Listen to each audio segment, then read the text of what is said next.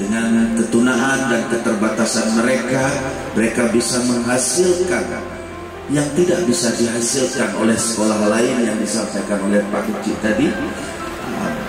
Di sekolah normal ada 32 siswa, ada sejumlah guru yang hebat, tapi tidak bisa seperti mereka. Plus untuk kita semua, khususnya kepada anak emas kita yang ada di SLB Provinsi Aceh, Banda Aceh, dan khususnya SLB Negeri Labui Provinsi Aceh.